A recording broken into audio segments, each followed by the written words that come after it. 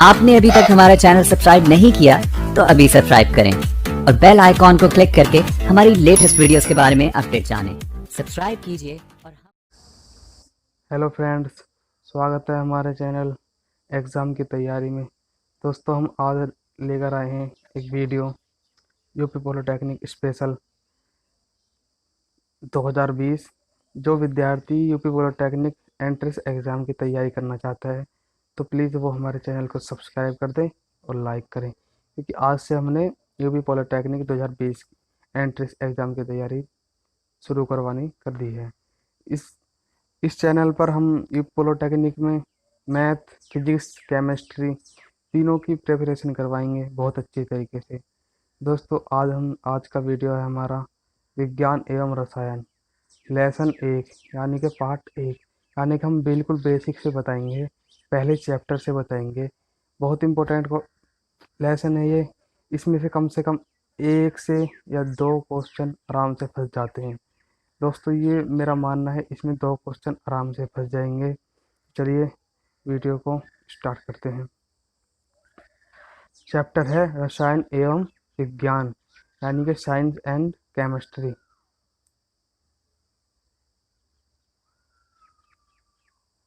तो दोस्तों, आपको सबसे पहले पता होना चाहिए कि विज्ञान होता क्या है, विज्ञान क्या चीज़ होती है। तो दोस्तों, सबसे पहले परिभाषा होती है विज्ञान की।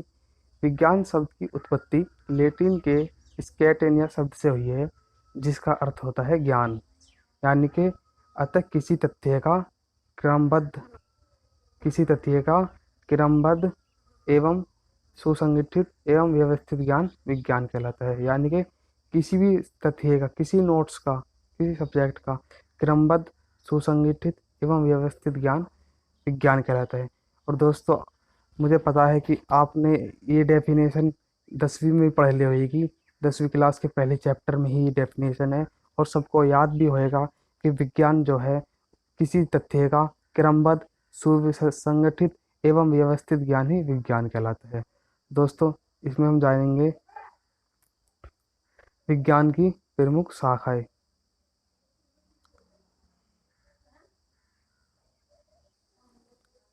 विज्ञान की प्रमुख शाखाएं यानी कि जैसे कि कोई पेड़ होता है तो उसकी भी बहुत सारी शाखाएं होती हैं।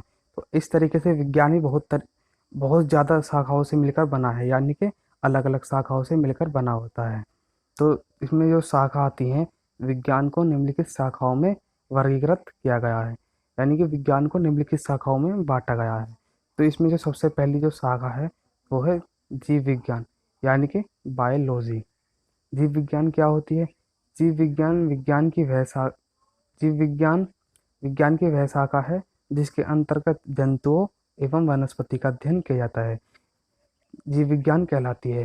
यानी कि दोस्तों, जीव विज्ञान जो होती है वो ऐसी शाखा है जिसके अंतर्गत पेड़ पौधे, वनस्पति नेचर, और जंतु जो होते हैं ये हमारे एनिमल, मतलब दुनिया का हर ब्रह्मांड का जंतु, पेड़ पौधा एवं वनस्पति का अध्ययन इसी इसमें किया जाता है जीव विज्ञान में।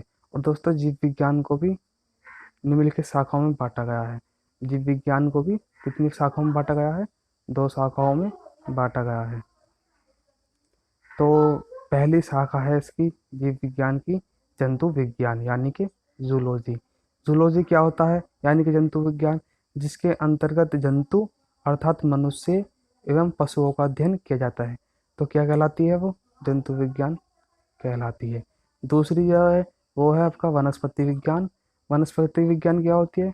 जिसके अंतर्गत वनस्पति अर्थात पेड़ पौधों का अध्ययन किया जाता हो तो वह वनस्पति विज्ञान कहलाती है। यानी कि सिंपल सी वो है जंतु विज्ञान, यानी कि जंतु विज्ञान में जंतुओं का अध्ययन किया जा रहा है, जैसे कि मनुष्य एवं पशुओं का। और वनस्पति विज्ञान में सिंपल सी बात है, वनस्पति का अध्ययन किया जाता है, यानी कि पेड़ पौधों का अध्ययन। और अगली जो उसकी शाखा है विज्ञान की वो है भौतिक विज्ञान, यानी कि फिजिक्स। फिजिक्स क्या होती है? यानी कि भौतिक विज्ञान, ये विज्ञान की वह शाखा है जिसके अंतर्गत ऊर्जा के विभिन्न रूपों, पदार्थ पर ऊर्जा के प्रभाव तथा पदार्थ और ऊर्जा के संबंध का अध्ययन किया जाता है, भौतिक विज्ञान कहलाती है।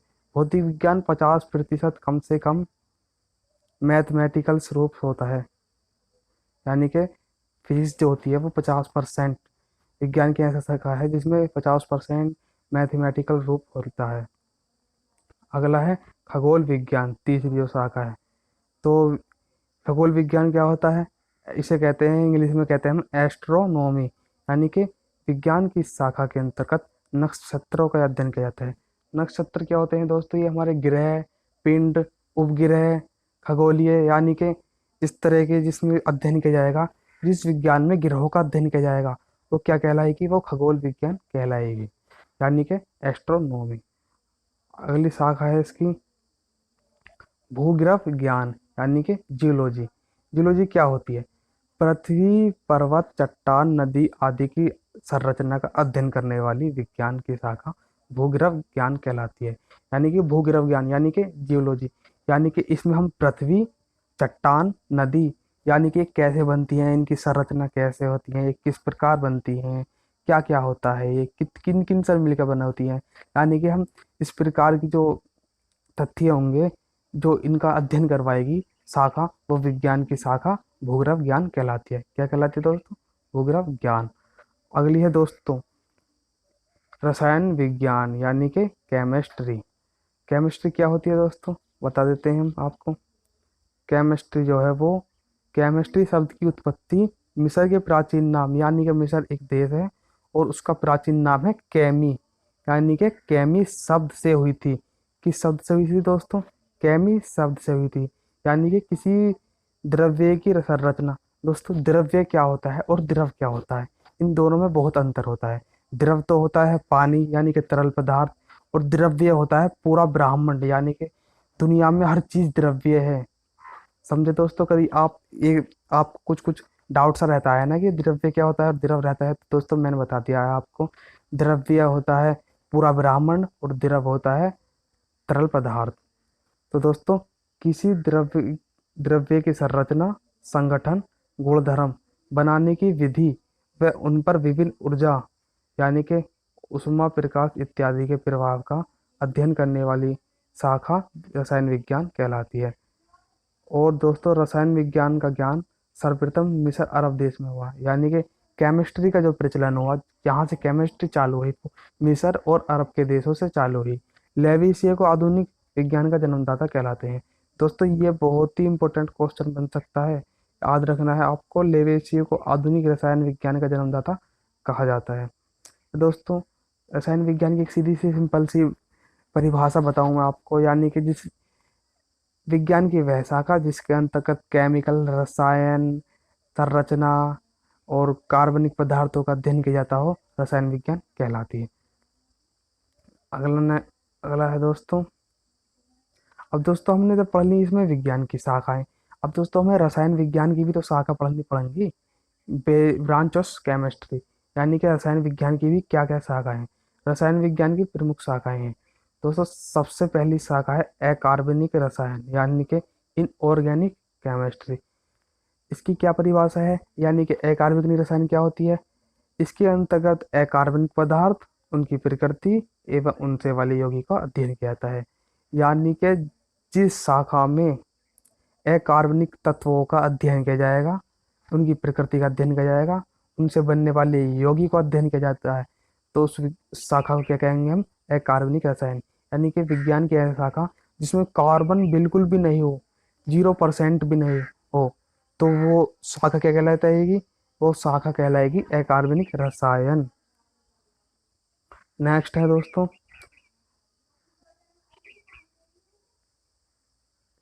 नेक्स्ट जो शाखा है वो है कार्बनिक रसायन। अब दोस्तों आप इसका उल्टा कर सकते हैं, विज्ञान की वह शाखा जिसके अंतर्गत अकार्बनिक पदार्थों का अध्ययन नहीं किया जाता और कार्बनिक पदार्थों का अध्ययन किया जाता है, तो वो शाखा क्या कहलाएगी? कार्बनिक रसायन, यानी कि ऑर्गेनिक केमिस्ट्री। दोस्तों हम थोड़ी बहुत इसकी परिभाषा पर भी ध्यान देते हैं। कह रहा है कि रसायन विज्ञान की शाखा के अंतर्गत कार्बन के जटिल संरचना वाले यौगिक जैसे कार्बोनेटो, बाइकार्बोनेटो, ऑक्साइडो, सल्फाइडो को छोड़कर, जैसे हाइड्रोकार्बन, प्रोटीन, कार्बोहाइड्रेट आदि की संरचना का गुणधर्म एवं उनसे बनाने की विधियां व उपयोगिता का अध्ययन किया जाता है, तो इस शाखा को कार्बनिक रसायन कहलाते हैं। दोस्तों एक नोट दिया है यहाँ पर, नोट को इसको आप याद कर लेना है दोस्तों।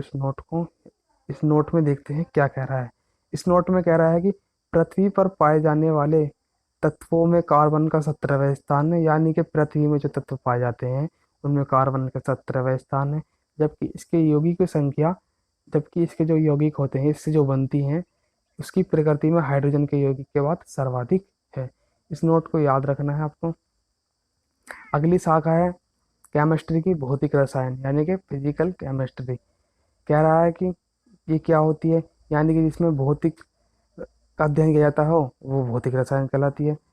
चलो इसकी टिप्पणी पर एक बार नजर मार लेते हैं। कह रहा है कि रसायन विज्ञान अभिक्रिया के नियमों व विशेष परिस्थितियों का अध्ययन रसायन विज्ञान की शाखा के अंतर्गत किया जाता है, भौतिक रसायन कहलाती है। दोस्तों ये तो हमने बताया था बिल्कुल बेसिक, यानी कि हमने इस वीडियो में आपको बिल्कुल बेसिक बता दिया, यानी कि फर्स्ट चैप्टर कंप्लीट हो गया है पॉलिटेक्निक का। इसमें से कम 2 क्वेश्चन आ सकते हैं। इसमें हमने बताया विज्ञान क्या होता है, विज्ञान की शाखाएं बताई, फिर रसायन विज्ञान क्या होता है, रसायन विज्ञान की शाखाएं बताई, उदाहरण बताई। तो दोस्तों अब आते हैं हम प्रश्नों पर, यानी कि प्रश्न फंसने के जो चांस है। तो पहला प्रश्न है, क्रमबद्ध सुव्यवस्थित ज्ञान को कहा जाता है। दोस्तों मैंने अभी बताई थी आपको, किसी विषय का क्रमबद्ध सुव्यवस्थित एवं संगठित ज्ञान क्या कहलाता है। पहला ऑप्शन दे दिया है ज्ञान, नहीं है। दूसरी है विद्या, नहीं है। तीसरा विज्ञान, और चौथा जो ऑप्शन है वो है प्रेक्षण। यानी कि इस क्वेश्चन का जो सही ऑप्शन हो जाएगा वो है विज्ञान। यानी कि किसी भी विषय का क्रमबद्ध सुव्यवस्थित एवं संगठित ज्ञान विज्ञान कहलाता है। तो इसका ऑप्शन नंबर सी बिल्कुल सही हो जाएगा। अगला क्वेश्चन है, आधुनिक रसायन विज्ञान के जन्मदाता कौन थे। ये पॉलिटेक्निक 2009 एवं 2016 की परीक्षा में पूछा जा चुका है। तो option number A Priestley, option number A Priestley बिल्कुल नहीं। ऑप्शन नंबर बी लेवेसिए बिल्कुल सही, यानी कि लेवेसिए को आधुनिक रसायन विज्ञान का जन्मदाता माना जाता है। और ये क्वेश्चन पॉलिटेक्निक 2009, 2016 की 2006 और 2019 में भी आया है ये क्वेश्चन, यानी कि 3 बार ये क्वेश्चन आ चुका है। इम्पोर्टेंट क्वेश्चन है, याद करके जाना है आपको। अगला क्वेश्चन पर ध्यान करते हैं, रसायन विज्ञान का ज्ञान सर्वप्रथम किस देश में हुआ। तो पहला ऑप्शन है चीन यूनान, सेकंड है मिस्र अरब, या थर्ड है इंग्लैंड अमेरिका, और चौथा ऑप्शन है भारत चीन। यानी कि रसायन विज्ञान का ज्ञान सर्वप्रथम किस देश से हुआ, तो वो हुआ मिस्र अरब से। यानी कि option number B is right answer.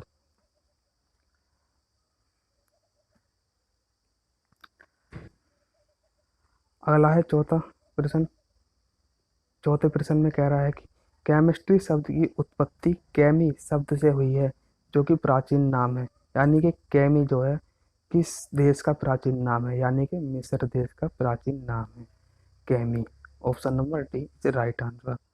Next question है, पांचवा क्वेश्चन में बोला है कि रासायनिक अभिक्रियाएं जिन नियमों एवं परिस्थितियों पर आधारित हैं उनका अध्ययन किया जाता है, रसायन विज्ञान की वह शाखा है। तो ऑप्शन नंबर ए कार्बनिक रसायन, ऑप्शन नंबर बी वैश्विक रसायन में, ऑप्शन नंबर सी कार्बनिक रसायन में, ऑप्शन नंबर डी भौतिक रसायन में। यानी कि रासायनिक अभिक्रिया के जो नियम है वो भौतिक रसायन में उनका अध्ययन किया जाता है। यानी कि option number D is right answer, भौतिक रसायन। नेक्स्ट क्वेश्चन है, कह रहा है कि निम्न में से कार्बनिक यौगिक है। CO2 नहीं हो सकता, CH2 नहीं हो सकता, CHS4 राइट आंसर। यानी कि CHS4 यानी कि मैथेन कार्बनिक यौगिक है। SO2 बिल्कुल नहीं है, यानी कि option number C is right answer, CHS4 कार्बनिक यौगिक है। यानी कि कार्बनिक यौगिक कब होता है, जब कार्बन और हाइड्रोजन मिल जाए तब बनता है वो कार्बनिक यौगिक। यानी कि कार्बन मिल जाए और हाइड्रोजन मिल जाए, यानी कार्बन का भी एक परमाणु हो कम से कम और हाइड्रोजन का भी एक परमाणु हो, तब वह यौगिक कार्बनिक यौगिक कहलाता है। तो option number C is right answer, CHS4। Next question है, नेक्स्ट क्वेश्चन में कह रहा है कि निम्न में से रसायन विज्ञान की प्रमुख शाखा है। यानी कि रसायन विज्ञान की जो प्रमुख शाखा है क्या है? जैव रसायन है, औषधि रसायन है, या कार्बनिक रसायन है, या सामान्य रसायन है? यानी कि रसायन विज्ञान की जो प्रमुख शाखा है वो कार्बनिक रसायन है। Option number C is right answer, carbon रसायन। बढ़ते हैं नेक्स्ट क्वेश्चन की तरफ। नेक्स्ट क्वेश्चन है, चेचक के टी चेचक के टीके का आविष्कार किसने किया? Option number A Louis Edward Jenner, option number B Berzelius, option number C Louis Pasteur, या ऑप्शन नंबर डी गेबर। तो दोस्तों इसका सही आंसर है एडवर्ड जेनर। एडवर्ड जेनर ने चेचक के टीके का आविष्कार किया। बढ़ते हैं नेक्स्ट क्वेश्चन की तरफ। नेक्स्ट क्वेश्चन है, निम्न में से जर्मनाशी यानी कि जो कीटाणुनाशक है, यानी कि जो कीटाणुओं को मिलाती है, वो कौन सा द्रव है? क्लोरोबेंजीन या डेटोल, यानी कि ये दोनों ही है। ऑप्शन नंबर बी, यानी कि क्लोरोबेंजीन भी जर्मनाशी है और डेटोल भी जर्मनाशी है। बढ़ते हैं नेक्स्ट क्वेश्चन की तरफ। नेक्स्ट क्वेश्चन है, पौधों को कीटाणुओं व रोगों से बचाती है, यानी कि पौधों को कीटाणुओं व रोगों से क्लोरीन बचाती है, डीडीटी बचाती है, क्लोरोफॉर्म बचाती है, ईथर बचाती है। तो option number B is right answer, DDT. DDT बचाती है पौधों को कीटाणुओं और रोगों से। बढ़ते नेक्स्ट क्वेश्चन की तरफ। नेक्स्ट क्वेश्चन है, BHC का पूरा नाम क्या है? यानी कि BH और सी, BHC का पूरा नाम क्या है? तो बेंजीन हेक्साक्लोराइड, या बेंजीन हाइड्रोजन कार्बोनेट, या बेंजीन हाइड्रोक्सी कार्बोनेट, या डी ऑप्शन बेंजीन हेक्साक्लोराइड। तो इसका राइट आंसर है डी, यानी कि benzene hexachloride is right answer. और दोस्तों क्वेश्चन पॉलिटेक्निक 2005 की परीक्षा में आ चुका है। बढ़ते हैं नेक्स्ट क्वेश्चन की तरफ। नेक्स्ट क्वेश्चन है, आदर्श गैस व्यवहार है एक प्रेक्षण है, या प्राकृतिक नियम है, या परिकल्पना है, या ये सभी? Option number D. तो इसका सही आंसर है परिकल्पना, यानी कि आदर्श गैस व्यवहार एक मात्र परिकल्पना है जिसकी हम कल्पना ही कर सकते हैं। बढ़ते हैं नेक्स्ट क्वेश्चन की तरफ। नेक्स्ट क्वेश्चन है, निम्न में से कौन से रासायनिक के संगठन से निर्माणित होते हैं? यानी कि रासायनिक पदार्थ के संगठन से क्या बनता है? यूरिया बनती है, सल्फर ड्रग्स बनता है, डेटॉल बनती है, या उपरोक्त सभी? यानी कि इसका जो आंसर है वो है उपरोक्त सभी। यानी कि यूरिया भी बनती है, सल्फर ड्रग्स भी बनती है, और डेटॉल भी बनती है, यानी कि ये रासायनिक पदार्थों से बनी होती हैं सारे। तो दोस्तों आशा करते हैं हमारी वीडियो आपको अच्छी आई होगी, लगी होगी। और दोस्तों कमेंट करके बताइए, हम दूसरा चैप्टर भी लेकर आएंगे, इसका बेसिक समझाएंगे, बिल्कुल सब क्वेश्चन लेकर आएंगे, पिछले वर्षों के भी क्वेश्चन लेकर आएंगे। तो दोस्तों हमें दे दी इजाज़त। अगर वीडियो अच्छी लगी हो तो लाइक करें, कमेंट करें, सब्सक्राइब करें, और ज़्यादा से ज़्यादा शेयर करें। धन्यवाद।